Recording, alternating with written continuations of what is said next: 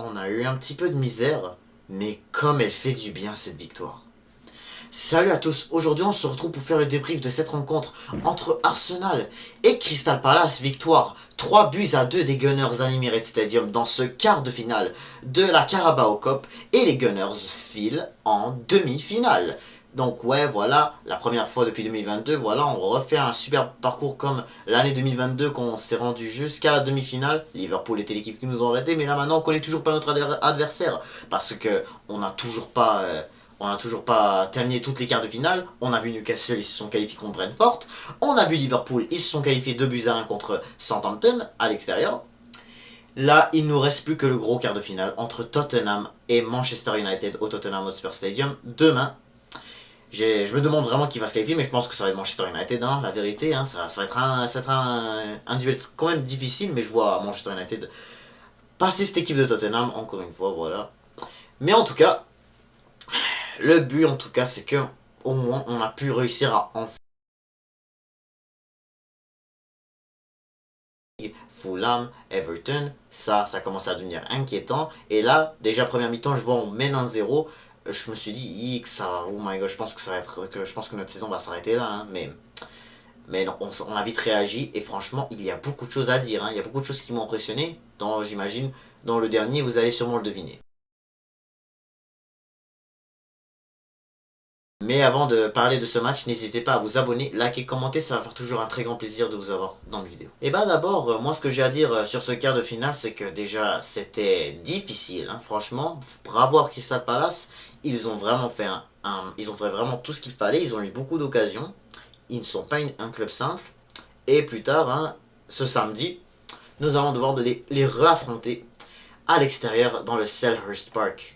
Et franchement, là, je trouve que ça va être encore plus difficile, malgré que cette fois-ci, on va avoir notre équipe A. Mais sauf qu'aujourd'hui, en tout cas, on a vu une équipe des Gunners qui avait, à part changer David Raya, il avait pas, Mikel n'avait pas non plus. En tout cas, on a vu en tout cas une attaque assez, je sais pas là à peu près. On les voit souvent ces joueurs-là comme Martinelli, non pas Martinelli, Trossard, excusez-moi, Gabriel Jesus bien sûr avec bien sûr de l'autre côté Raheem Sterling, voilà Sterling, on va en parler de ce joueur-là, mais aussi on va parler aussi du milieu de terrain lorsqu'on a vu dans ce match-là, on a vu Mikel Merino, on a vu aussi Jorginho avec Ethan Nwaneri, voilà, défense bien sûr, et puis par la suite on va parler de la défense, on a vu Kivior, Kivior va falloir en parler aussi, Kivior, on a vu aussi comment ça s'appelle, on a vu aussi Thomas Partey, on a vu aussi Timber, puis par la suite on a vu de l'autre côté, c'était qui déjà? Ah oui, Tierney. C'était Tierney qu'on avait vu. Ouais, j'ai voulu me rappeler de son nom, mais Tierney a fait son retour enfin. En tout cas, parlant de l'équipe, parlant de ce match, on va commencer par la première mi-temps. L'équipe d'abord, dans cette première mi-temps, bah, on a vu David Raya qui a commencé. Moi, je voyais pas David Raya commencer ce match-là, mais de plus en plus que les quarts de finale, de plus en plus qu'on remonte de niveau dans la compétition, c'est bien de parfois continuer de jouer avec les mêmes joueurs, surtout si vous voulez, si on veut prendre cette compétition au sérieux. Et ben, c'est très important de parfois avoir nos meilleurs joueurs au top, hein, malgré que voilà, faut dire que, en tout cas, nos remplaçants a fait quand même de très très bons matchs. Surtout, je parle de, j'ai oublié le nom de lui qui a joué contre Preston Norton en huitième de finale. Et bah, moi je trouve que il a fait un superbe match David Raya, la vérité, mais écoute, faut dire que en tout cas Crystal Palace n'a pas eu beaucoup d'occasions dangereuses malgré qu'il y a eu malgré qu'on a encaissé 2 buts dans ce match-là.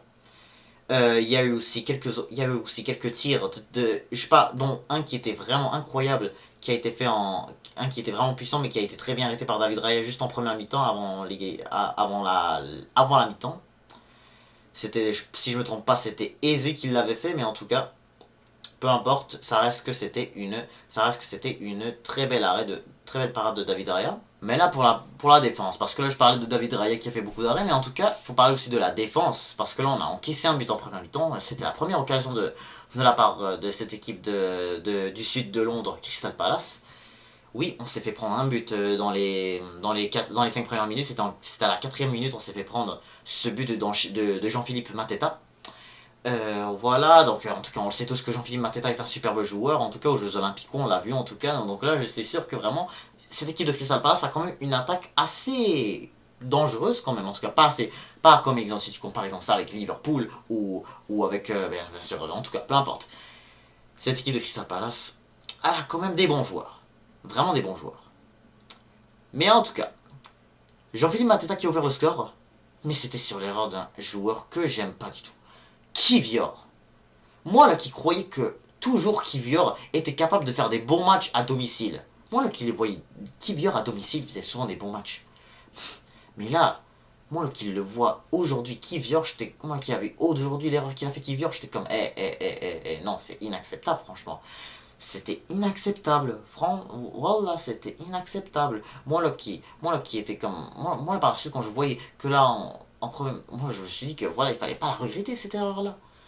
Même malgré que même quand j'ai vu la composition, je voyais qu'il n'y avait pas de Saliba ni de Gabriel, au moins un des deux. Mais là, première mi-temps, t'as pas les deux défenseurs. Et vraiment, je la sentais mal. T'avais même Partey qui a joué en défenseur central. C'est n'importe quoi. Qu'est-ce que Partey va faire à toujours pourquoi c'est toujours Partey qu'il faut lui changer de poste? Partey est un joueur de milieu défensif ou milieu de terrain, peu importe. Ça reste qu'il est capable de jouer les deux. Parce que franchement, la défense, franchement, quand tu joues vraiment un peu plus en reculant, ça va être compliqué. Ça sera très compliqué. Le plus important, c'est que tu fasses au moins jouer un des deux, comme le kick qu'on a vu contre Bolton, comme on a vu contre Preston North End. Si je me trompe pas, contre Preston North End, on avait Gabriel de titulaire, ou Saliba. Au moins, j'étais sûr qu'on avait au moins un des deux, et avec Kivior. Et puis, bien sûr, par la suite, dans le dernier match de Bolton, je me souviens, c'était Saliba qui avait commencé dans ce match-là. Mais Kivior, pour de vrai, il m'a déçu. Pourtant, au dernier match contre Preston North End, il a pas fait 2 passes D. 2 passes D. C'est là où que je me suis dit, peut-être que Kivior en Carabao Cup, c'est mieux.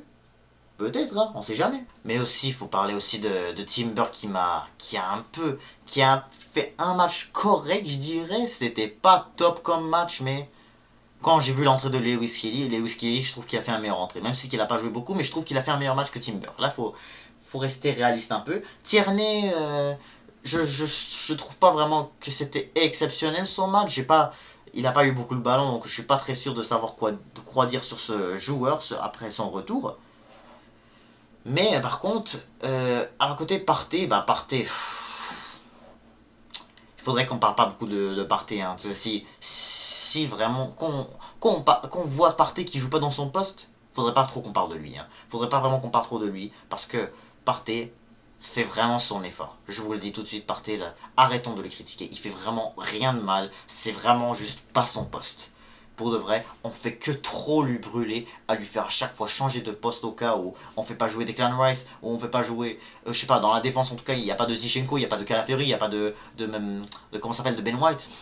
Donc je comprends que là il faut qu'on fasse quelque chose. Mais en tout cas, Lewis Kelly, il fait très bien les choses. Donc pourquoi faisons pas jouer Lewis Kelly à la place?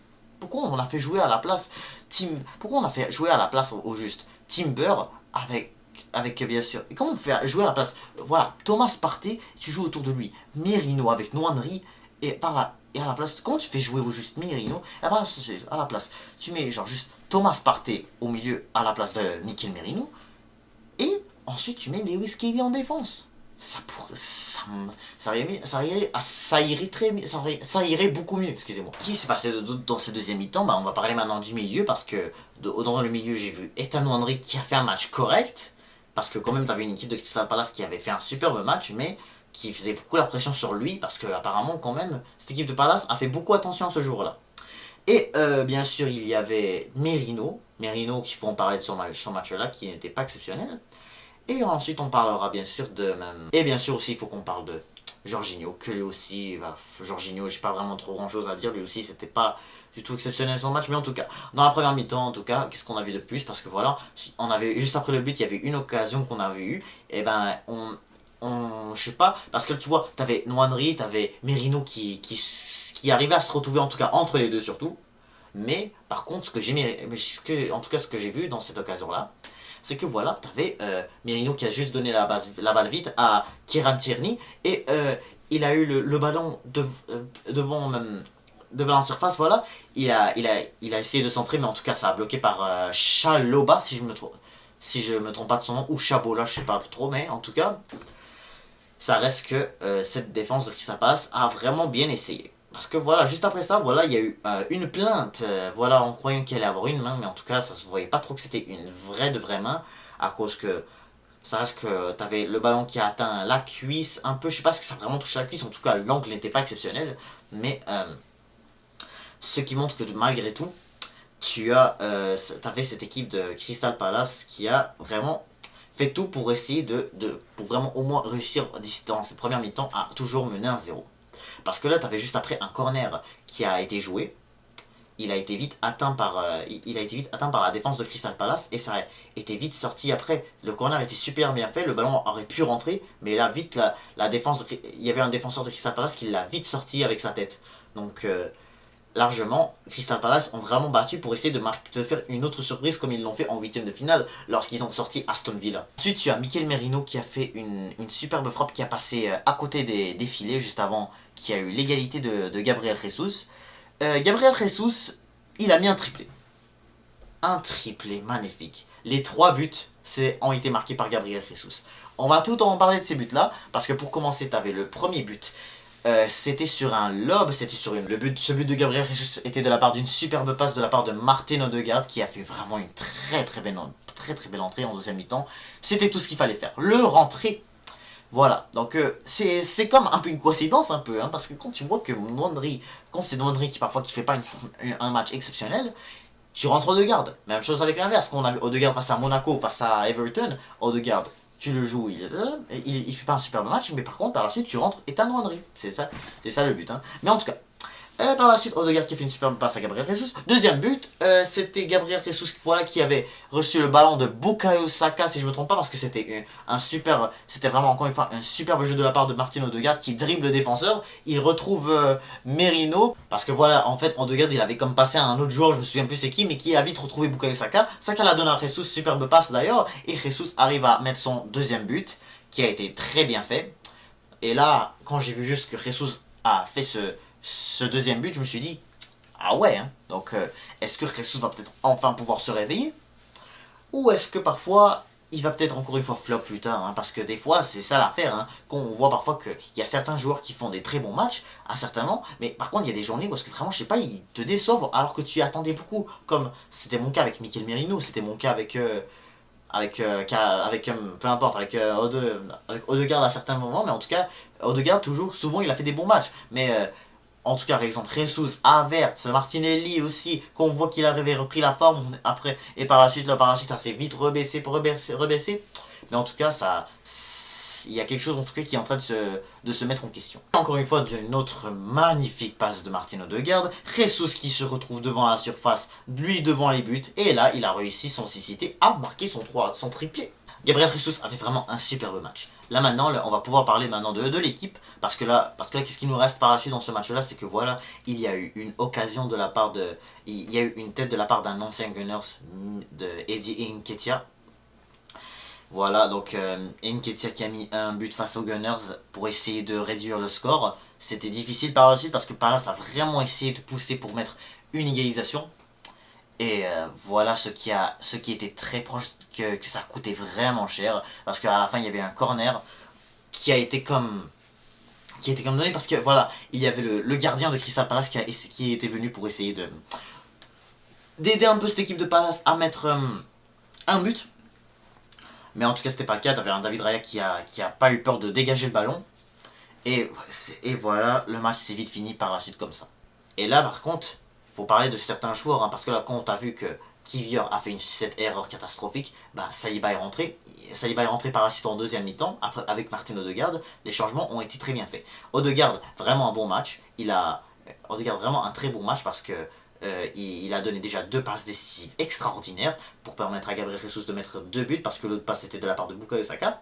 Bukayo Saka aussi qui fait un superbe entrée parce que Sterling vraiment il a flop. Après voilà raté les 2 buts ouverts, parfois il ratait les ballons. Ça par contre c'était pas du tout ce que je m'attendais de ce joueur-là. Alors qu'en Carabao Cup il pouvait quand même faire mieux. Alors que Bukayo Saka il a fait son entrée, il a donné la passe décisive pour le deuxième but. Donc déjà exceptionnel, en tout cas c'est la passe décisive de la part de nos 2 Starboys. Donc franchement c'est impressionnant. Ensuite, par la suite, tu avais aussi même Lewis Kelly, il a fait un très bon entrée. Par contre, parlons ensuite un peu du milieu, parce que Merino, franchement, il m'a un peu déçu. Parce qu'en fait, quoi, il a quand même fait des bonnes frappes. Il a fait quelques frappes qui a passé un peu à côté. Ou en tout cas, des frappes qui n'ont pas été fortes.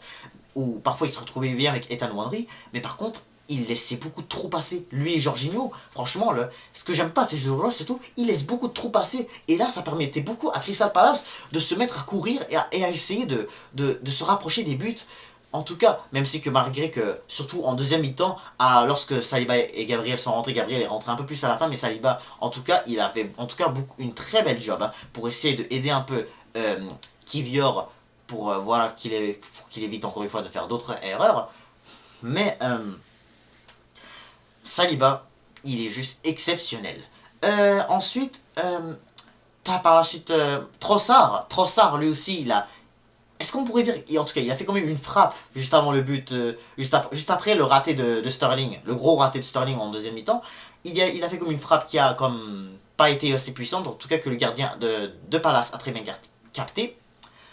Mais tout ça a comme tout fait que... Voilà, Trossard a fait en tout cas un bon match. Trossard, c'était pas un mauvais match qu'il a fait, mais en tout cas, c'est bien que il puisse un peu se reprendre avec les actions qu'il a pu faire. Donc voilà, c'est donc la fin de ce débrief de ce quart de finale entre Arsenal et Crystal Palace. Donc encore une fois, je suis très content. Parce que encore une fois, Gabriel Jesus m'a beaucoup impressionné avec les 3 buts qu'il a mis. Il aurait même pu en mettre plus si voilà, il n'était pas très bien surveillé par les défenseurs de Palace. Mais malgré tout, voilà, c'était satisfaisant. En tout cas, t'as Palace qui a beaucoup essayé de pousser. J'étais sûr que ça allait être vraiment un quart de finale difficile. Après voilà ce que j'ai vu, qu'est-ce que Palace a pu proposer en affrontant Aston Villa, surtout en 8ème. Ça se voyait que Palace allait essayer de prendre la Carabao Cup un peu au sérieux. C'était un peu leur objectif de la saison. Mais en tout cas, nous on a essayé nous on s'est pas vraiment laissé faire après mener 1-0. Voilà, t'as Sarr qui essaie de faire la frappe, en tout cas, je me suis trompé tout à l'heure en disant Eze, mais en vrai c'était Sarr, le Sénégalais, qui a essayé de faire une frappe. Mais en tout cas, ça a été très bien capté par David Raya. Mais malgré tout, voilà, Palace ont essayé. Ils ont essayé de réduire le score. Ils ont essayé de faire leur possible pour essayer de nous avoir. En tout cas, je parie qu'ils vont vouloir se venger dans ce match samedi, en tout cas. Dans le Selhurst Park à domicile, ça va être en tout cas très difficile parce que Palace à domicile c'est pas facile. Ils ont fait match nul avec City, ils ont battu Spurs, ils ont fait match nul avec Chelsea à Stamford Bridge, ça c'était à Stamford Bridge. Ils ont fait match nul avec Manchester United, ils ont perdu contre Liverpool, mais de 1 but tout simplement. Ils étaient pas loin de même les surprendre avec une égalisation, mais en tout cas, ils ont eu quand même quelques occasions, quelques buts hors jeu. Par contre, j'ai très hâte de voir ça va être qui notre adversaire. Là, on a Newcastle et Liverpool, en plus des Gunners qui se sont qualifiés en quart de finale. Il ne nous reste plus qu'à voir demain soir entre Manchester United et Tottenham, ce clash de quart de finale au Tottenham Hotspur Stadium pour voir qui va se qualifier. Et juste après ça, on pourra voir le tirage des quarts de finale des demi-finales, excusez-moi, le tirage des demi-finales. Pour voir, en tout cas, ça va être qui l'adversaire des Gunners, qui va devoir se faire un aller et un retour comme d'habitude en Carabao Cup. Les Gunners vont devoir se déplacer à l'extérieur ou commencer à domicile avant de jouer le retour. Donc même si que je pense que ça va devenir beaucoup plus compliqué, parce que là, même si que voilà, t'as Newcastle, t'as Liverpool qui sont en quart de finale, et en plus de ça, t'as Tottenham et Manchester United qui peuvent avoir la chance de se qualifier. Mais en tout cas, l'équipe qui me semble la moins compliquée, moi je pense que ça devrait être Tottenham. Je pense pour moi c'est Tottenham l'équipe qui va être la moins compliquée, malgré que voilà, il faut pas les sous-estimer, mais c'est sûr que t'as Manchester United en tout cas qui va vraiment essayer de retourner en finale comme en 2023, même chose pour Newcastle United si on les affronte, et bien sûr Liverpool qui sont les champions en titre, qui sont les tenants du titre de la saison dernière. La saison dernière c'est Liverpool qui ont été les vainqueurs, donc je suis certain qu'ils vont vouloir reprendre le deuxième titre, qu'ils ne veulent vraiment pas laisser personne la gagner, vraiment lui prendre ce succès. Donc, c'est la fin de cette débrief. N'hésitez pas à vous abonner, liker, commenter et je vous dis à toutes.